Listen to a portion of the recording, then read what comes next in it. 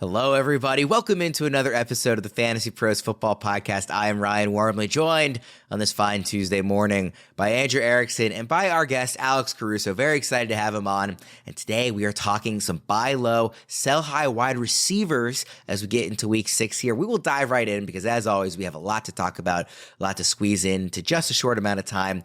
The most traded wide receiver since the end of week 5 is Michael Pittman, actually, wide receiver for the Colts, of course. So, Alex, I will start with you as the guest. Are you buying, selling, or holding on Michael Pittman right now? I think I'd be holding on Michael Pittman. I think his outlook is definitely better when Gardner Minshew is playing because I think the offense is going to be passing a little bit more, running through their wide receivers a little bit more. So I think as long as Anthony Richardson is out, I think it's a slight upgrade for Michael Pittman. Season long, I'm okay. I don't value him as a top 10 wide receiver rest of season like some other people do at this point. But I think that right now he is a hold for me. He's definitely got some good value over the next couple of weeks. But season long, I think he's just fine where he's at. I'm not really excited one way or the other. Erickson, what do you think about Pittman? Because I feel like I've seen some people make the case that he should be much higher, but other people make the case that maybe we shouldn't be overreacting too much to the quarterback change. I tend to agree with Alex, certainly, that I like him better with Gardner Minshew as his quarterback, but what do you think?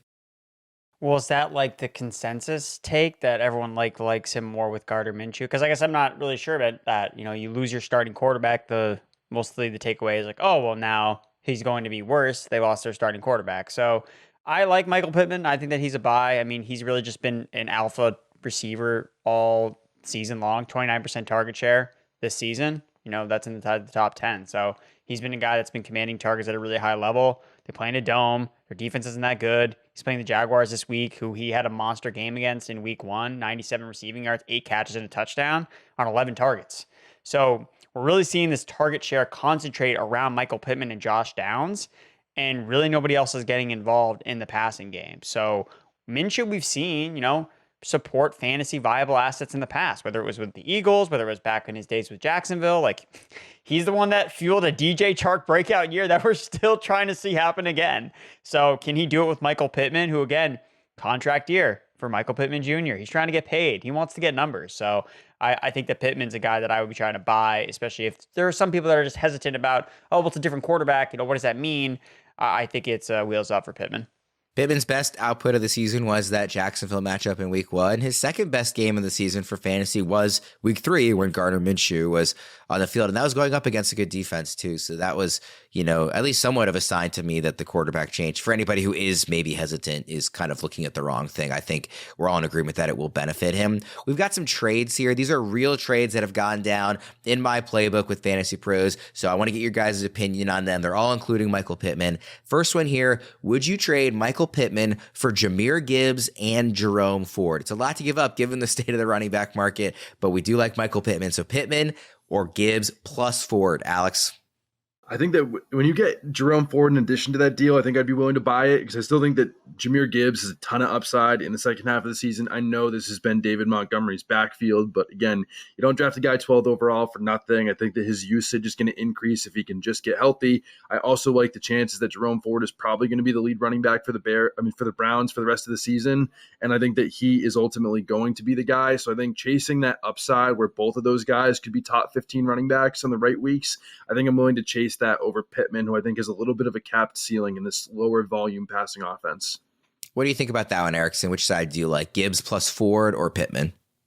I still like the Pittman side. I'm not huge into Jerome Ford. Maybe if it was like Ramondre Stevenson instead of Jerome Ford, I would like it a little bit more. But no, I think that Gibbs, I don't know, man. Like, they drafted him 12th overall, but there's no indication that they want to move away from Dave Montgomery. Like, even when Gibbs missed this last game, Craig Reynolds played in like the fourth quarter. Like, that's all he got. Like, it was all Dave Montgomery the entire time. So unless Montgomery gets hurt, man, I think Gibbs is going to be on the back seat of things. So I'm going to go with Pittman. I think that he's locked in. He's dialed in right now to producing your lineup right now. So I want to buy that. Sticking with you, Erickson, Pittman for Breece Hall. I would take Breece Hall in that case. I kind of assumed you would. Alex, what do you think about that one? Well, a big Breece Hall truth there, similar to Joe Mixon. I mean, I think that those are two guys that I will buy all day, every day till the end of time. I don't know if there's really a buy window open on Breece Hall, but again, for Michael Pittman, I'm doing that all day, every day, twice on Sundays. Last one here, Michael Pittman plus Travis Etienne for Christian McCaffrey, Alex. Oh, anytime you can get Christian McCaffrey, I'm doing it. There's not many trades I wouldn't make for Christian McCaffrey at this point, especially because if he's 30 points better than the running back 2 in all of fantasy football right now, and I think he's about 60 points better than the running back 10, the most valuable asset in all of Fantasyland. Erickson, you are a Travis Etienne guy. Would you trade him plus Pittman, package them together to get the best player in fantasy?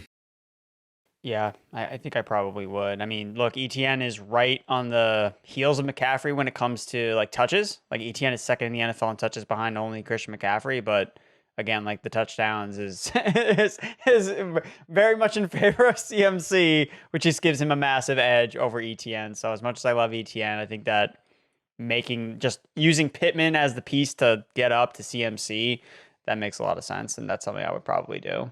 Let's move to our second most traded wide receiver here as we head into week 6, and that's Cooper Kupp, coming off of quite a return. He had 12 targets, 8 catches, 118 yards in his return from IR here, and it was going up against the Eagles. So, Erickson, I'll start with you this time. Cooper Kupp, a guy that early on in draft season before the injuries popped up was a round 1 pick. Is he currently, coming off the IR, a buy, a sell, or a hold?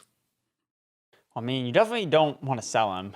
That's what I would say. I mean, he came in, had a 35% target share right away. And I thought it was interesting, like half of his targets came on the first drive of the game. And I was watching this live and I'm like, oh, he looks back, baby. Let's go. And honestly, Stafford missed him a couple different times. Like he was open for even more bigger plays. So right now he is, he looks healthy. He looks good. He played all the snaps.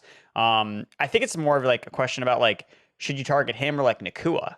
And like, who does the market kind of value highly or in a higher regard, whether it's Puka or Cooper Kupp, when it's like both these guys are probably going to be wide receiver 1s when they're healthy, and if Stafford is healthy. So for me, if you can get outside of, if you have to pay less than like a top 10 fantasy wide receiver to get either of these guys, like that's the move that I would want to make. And honestly, I would probably prefer Puka because I think he's probably cheaper and he's younger. So I would think I would go the Puka route than Kupp, but I think that both guys are either holds or buys. So I will say currently in our expert consensus rankings, looking at rest of season specifically in half PPR, both of them are top 10 wide receivers. Puka's actually up at wide receiver 7, and then Cooper Kupp's at wide receiver 10. Erickson, do those numbers seem right to you?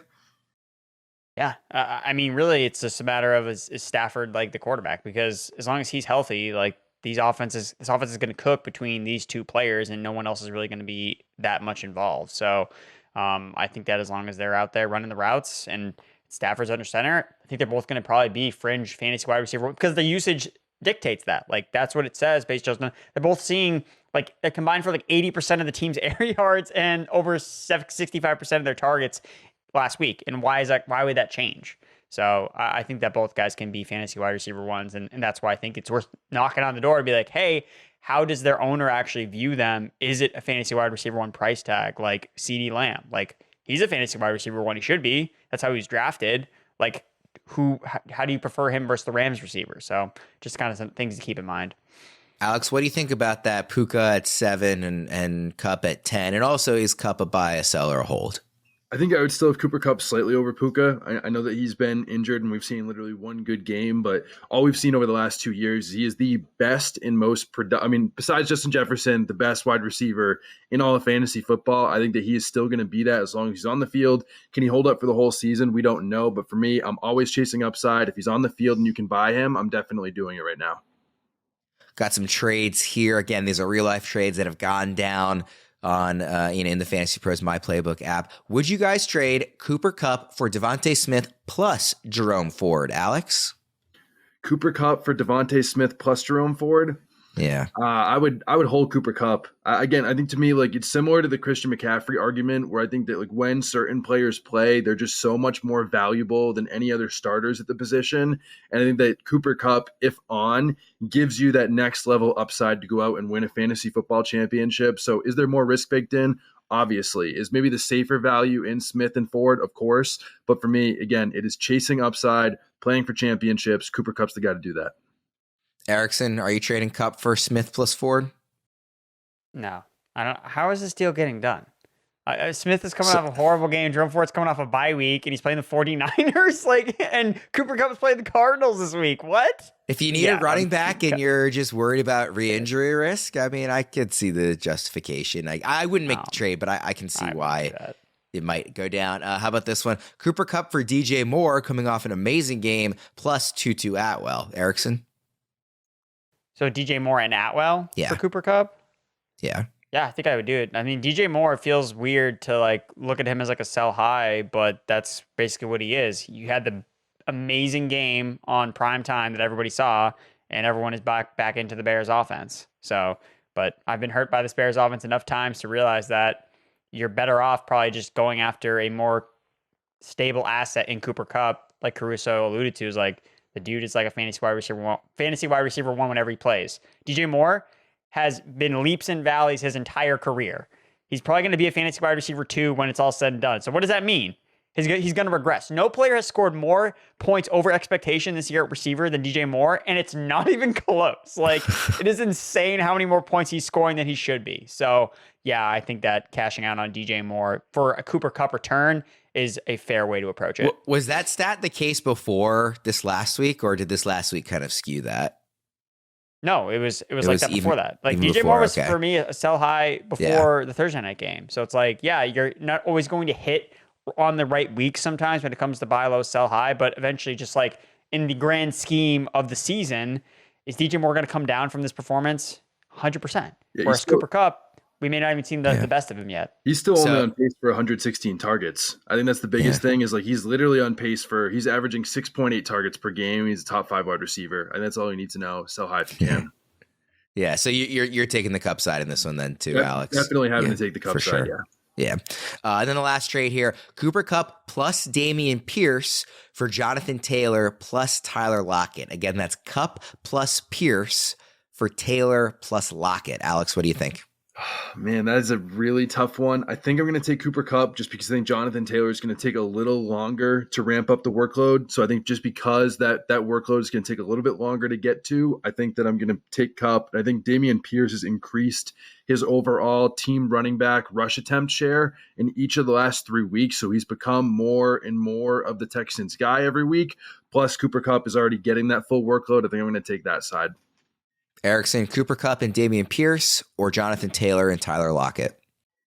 I like the Pierce Kupp side significantly more. I think Lockett is, we're starting to see his efficiency numbers kind of dip a little bit. I mean, he's 31 years old. This is what happens when receivers get older sometimes. They just aren't as efficient when they get the ball in their hands, So I think JSN's going to be more involved, get that post rookie bump after the bye week Seahawks just had. I think we're going to see more JSN. So I think Lockett's production is not going to be that great, to be totally honest. And Damian Pierce, man, he's had such a poor run out because of the matchups, because the offensive line's always hurt. But you want to buy him right now.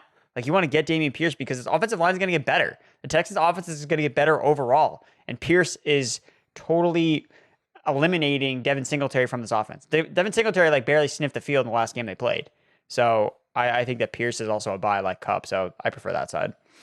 Alex, let's move to your number one buy low wide receiver right now in fantasy football. My buy low candidate has to be my guy flag plant for the season, Chris Olave. I mean, we saw him get double-digit targets each of the first 3 weeks of the season. And then week 4, Derek Carr had that shoulder injury that he shouldn't have even been playing through, which completely skewed Chris Olave. And then this past week, it was a 30-point blowout against the Patriots. I don't think that this scheme could not have been worse for Chris Olave the last couple of weeks. He's going really cheap right now, and I'm buying him every single way that I possibly can. I think that he is a wide receiver 1 for the rest of the year. It's only a matter of time till we see a really big breakout. I know he's one of the top wide receivers in the league in terms of air yards. He only has 1 touchdown so far. He is bound for regression based off volume and how their offense should be in a lot more closer games with a healthy Derek Carr going forward. Now, Erickson, you initially picked Chris Olave for your original sell high in this segment. Oh, man. And I had you switch it. This, of course, also happened in the running back segment of today's show. So you guys just cannot agree on these buy low, sell highs. So Erickson, make the case for why Olave is actually a sell high and not a buy low. Because Derek Carr's not good. What I get that he has been playing with the shoulder injury, but how good were they together in the first 3 weeks of the year? Like, Olave is making all these plays on his own. Like, Derek Carr's not helping him whatsoever. He keeps missing him deep. And you saw him score the red zone touchdown this past week. The Saints have been one of the worst red zone offenses all year because of Derek Carr. Like, he's horrible in the red zone, just like he was last year. So this was my hesitance about Olave in draft season was I don't think Derek Carr is an upgrade. And I mean, I don't know, 5 weeks in, is he been an upgrade for Andy Dalton was last year? Like, Andy Dalton played one game this year and looked pretty good for the Carolina Panthers and like fueled guys to be super productive. So I just am not bought in. I'm not convinced that Derek Carr is the guy for Chris Olave in this perfect fit. I mean, Michael Thomas had more targets than Chris Olave did last week. Alvin Kamara. You know, that's the other thing that's happened the last 2 weeks. You know who's back in the offense? Alvin Kamara. Olave. Where's his production? Tanked the last 2 weeks because Kamara's been back. So they're getting another running back soon too, Jamal Williams. I just don't think this team wants to like rely on Derek Carr's arm to win games. And that ultimately hurts Chris Olave. So unless he rips off that big play downfield, which he hasn't been able to do because Derek Carr's not that good, that's my hesitance with Olave. Where are the fantasy points? Like, that's the thing. Like, even last year, he was super efficient, but like, how many fantasy points did he actually score last year? Like, not that many. So those are my hesitance about Chris Olave. Yeah, Alex, I was right there with you in draft season, and I'm still with you there on Olave the player, but I do get Erickson's point on, you know, the way Carr has looked, even the injury aside, and just the way the offense has looked in general. What level of concern do you have about Carr and the rest of the Saints offense when trying to project out Olave, who is currently wide receiver 12 in our rest of season expert consensus rankings? Well, I mean, I think Erickson makes a really great point just about that there is concern with this offense, but all Derek Carr has done is actually just elevate the at least the top target around him. I mean, we saw Devontae Adams last year finish as a top 3 wide receiver, and then 2 of the 3 years prior, Darren Waller was a top 5 tight end in fantasy football. We saw it with Amari Cooper, Michael Crabtree. Like, the number 1 receiver in Derek Carr offenses have been really good. Do I think Derek Carr is an actual great NFL quarterback? No. Like, I think there are some bare concerns, but whoever the number 1 target has been, I mean, Hunter Renfrow was a top 12 wide receiver with Derek Carr the year before. Every single year, his top target produces for fantasy football. It's been really ugly so far, but again, he's still only a couple games into his Saints tenure. He's going to get more comfortable. He's going to get better, and Derek Carr number 1 targets always end up producing, even if it gets ugly. Time now for our newest segment. It's the Uber Eats player we'd give up almost anything for. This week, that player is Erickson's buy low wide receiver, DeVonta Smith. Erickson, what makes Smith such a great buy low candidate? You just target the Eagles player that does bad in 1 week, and then they go off the next week because all these guys want the ball. Like, the Eagles' biggest problem, this is just so sad to like look on as like a Patriots fan. It's like the Eagles can't figure out which of their players wants to score the most points this week, or the Patriots can't have any other players score any points any of the week. So like the Eagles, like DeVonta Smith was visibly upset on the sideline against the Rams because he wasn't getting the ball. And we've seen this from A.J. Brown. Oh, what happened? Oh, they fed A.J. Brown the next week. We saw this from Dallas Goedert. Oh, he had the squeaky wheel narrative going into this game. What happens? He catches the first touchdown. He's a monster game, super targeted in the first drive. What do you think is going to happen this week after DeVonta Smith's not super involved? He's going to get absolutely peppered with targets. Like, we've already seen this before with these Eagles pieces. And we know DeVonta Smith can be a wide receiver 1. He was doing great in the beginning of the year. People were like, oh, why did you draft A.J. Brown over DeVonta Smith? Like, he's the 1B.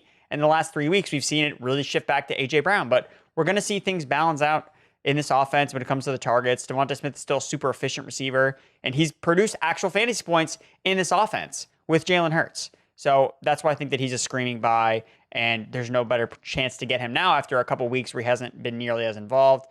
We're not surprised if he goes for 100 yards, catches a touchdown, because that's what's in his range of outcomes every single week. So DeVonta Smith in our rest of season rankings is currently wide receiver 16. Alex, is that too high, too low, or just right? I think it's just right now. I like where he's going. I love all the narratives. I think that, again, this offense is literally, like Erickson said, I think it's going to be a cheat code no matter what format of fantasy football you play. Is the second one guy doesn't do well, he's going to be barking on the sideline that he needs the ball more, and next weekend, like it's not even just like a joke. This is literally how this offense works, and they're so good as players that they automatically just find ways to get open instantly the second the next game starts. I'm all in on all these guys. Get food from your favorite restaurants, plus groceries and other essentials delivered straight to your front door with Uber Eats. This football season, stay planted on your couch and get anything, well, almost anything you need for game day by ordering on the Uber Eats app. Uber Eats, the official on-demand delivery partner of the NFL. Order now. Alcohol in select markets. Product availability may vary by region. See app for details. Let's move to our sell high wide receivers here. And who's your top guy here, Alex? Yeah, I think when I think of a sell high wide receiver, I have to think of Adam Thielen. I mean, Adam Thielen has had a heck of a run. I'm not trying to knock Adam Thielen or hate on him, but when you have a wide receiver that is well over 30 years old, that is producing at a top 10 level on a bad offense, I think it's only a matter of time till we see a fall off. I think he's benefited from some really great matchups, but this is still a team that has yet to win a game this season. And we don't often see these 32, 33-year-old wide receivers produce at this level of fantasy football on this bad of an NFL team. I think that guys like Jonathan Mingo or DJ Shark have a chance to break out in the second half of the season. I think that Adam Thielen is still going to be productive, but if you can still sell him anywhere near the top 10 level he's going for right now, I think I'd be doing it. Yeah, I've got Thielen in a dynasty league where I have a bunch of young guys that I keep wanting to play because I'm obviously more excited about them. And Thielen just keeps outscoring them. I mean, in half PPR, the last 4 weeks, 17 points, 26 points, 12 points, and 22 points.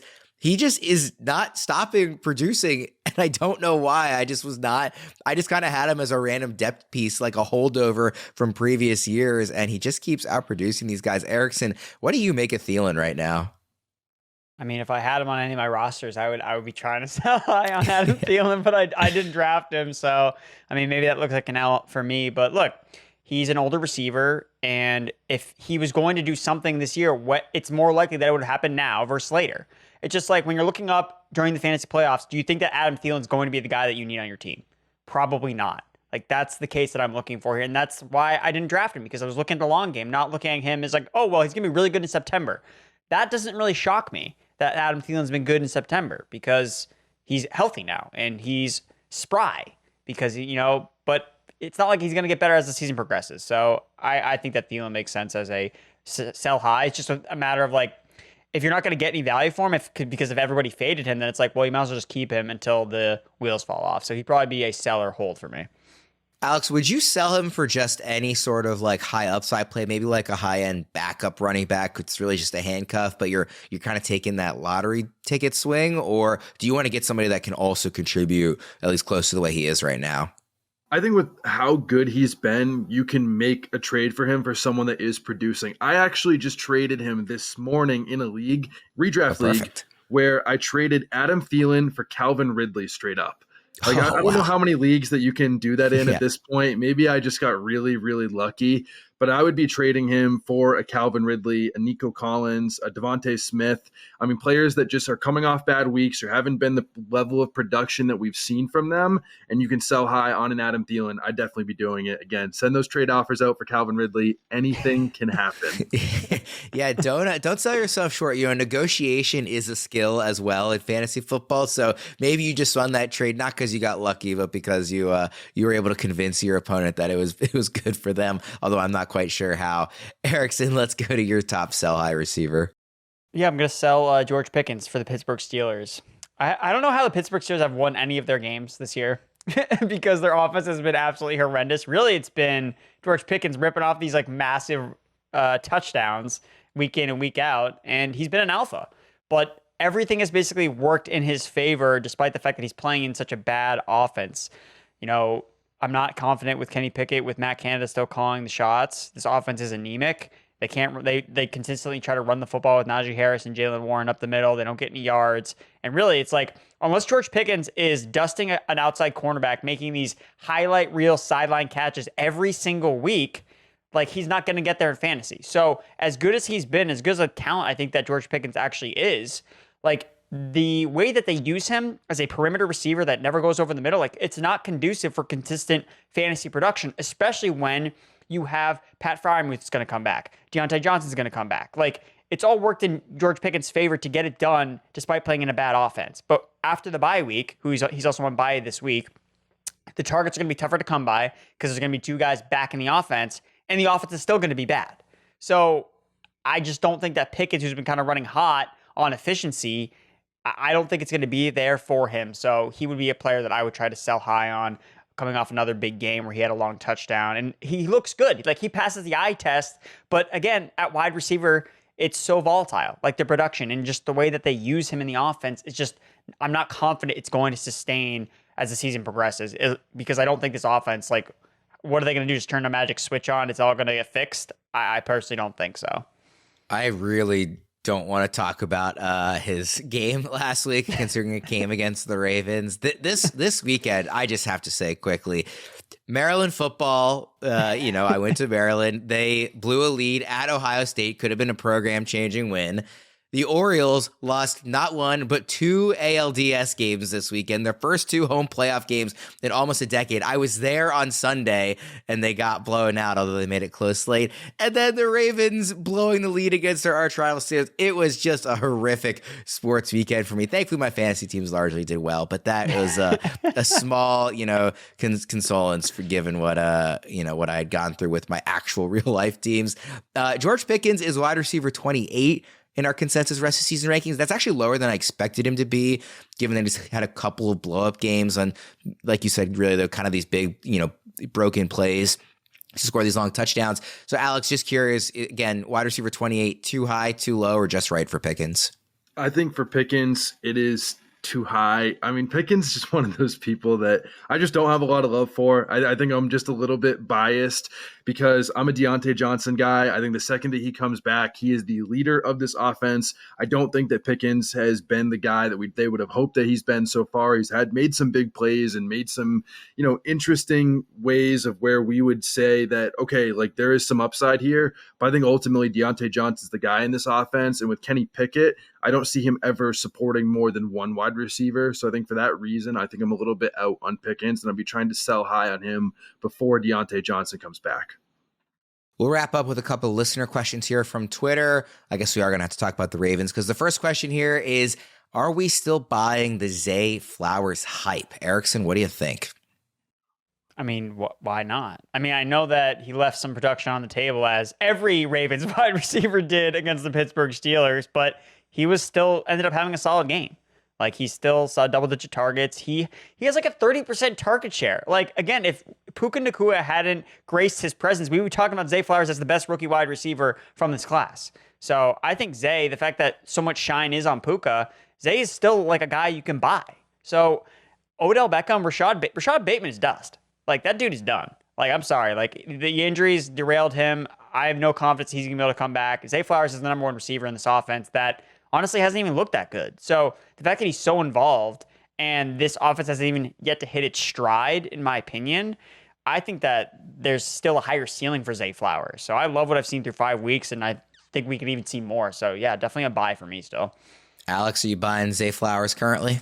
Oh, you absolutely have to, especially after this week. The production wasn't there. I mean, we saw 10 targets, which is awesome, but we saw this on a 16 average depth of target, which is like by far the highest we've seen as him, as someone that's been getting targets more around the line of scrimmage. Him commanding over a 24% target share that deep on the field in a game where Mark Andrews, Odell Beckham, and Rashad Bateman all played is everything I need to know. He has a prime matchup coming this week against the Titans that have been absolutely destroyed by every wide receiver they face so far. I think this is the Zay Flowers mega breakout week. He actually is second in the NFL right now in targets without a touchdown. That's going to change this week. The last question here is, what should I do at quarterback now with Anthony Richardson injured? The best option available on waivers in this guy's league is Daniel Jones. So he has Anthony Richardson. He got hurt. The best option is Daniel Jones. Is it worth actually trading for a new QB, or would you pick up Jones and try to use him until Richardson comes back? Alex, what are you doing here? I mean, I would try to make a trade. I think it's going to be really hard, especially if Anthony Richardson seems like at this point he might be going on IR, or at least missing 2 to 3 or plus weeks. It's going to be really hard to survive without that. I think Anthony Richardson's a phenomenal fantasy quarterback. So I think that I'd be trying to make a trade if you can, because surviving with Daniel Jones, based on how he's looked, or if he's even going to play this next week after he just left with an injury, I think there's just too many question marks. And if you can go and take a depth piece for a mid-tier quarterback, I'd be doing it. Erickson, what are you doing at quarterback if you lost Richardson and Jones is your best option? There has to be a better option. You can't be the best option. He said, direct quote, best option on waivers is Daniel Jones. So Gardner Minshew is not available is what you're telling me. I don't know. I'm just saying, look, I'm always trying to stream quarterback. I hate trying to trade for quarterbacks because the production is so replaceable for the most part. And I get that it's annoying that you have to use Daniel Jones. But at the same time, we saw Bryce Young throw 3 touchdowns last week. There are ways that you can find paths to getting quarterback production on the waiver wire. If you are smart, if you're looking at matchups, you can stream. So you have, I know he said he only has Daniel Jones, but I think there probably are other options. Again, maybe if I'm wrong, then yeah, I would try to make a move for a quarterback, but I would really just try to focus on trading a bench player. Don't trade an actual starting asset, especially if someone is sitting on multiple quarterbacks. They'll be happy to give them away. You probably don't have to pay a ton for them because if they're not using them, it's all right, I'll take your high-end bench player for a backup quarterback that I'm not even going to use anyway. So I just wouldn't overpay. That's the only thing I would be concerned about. And also go to fantasypros.com and check out our waiver wire rankings and see if maybe there actually is a better quarterback that could be available in your league that you might not have thought of, from a different angle. So go check them out and see if you can avoid Daniel Jones, if at all possible. But definitely don't give up anything too much of value in a trade. Those are our week 6 buy low, sell high receivers. Again, the buy lows were Chris Olave and DeVonta Smith, although again, Erickson disagreed strongly on Olave. Our sell highs, Adam Thielen and George Pickens for Erickson and Alex Caruso. Alex, thank you so much for coming on this week. I'm Ryan Wormeli. We'll see everybody again next time.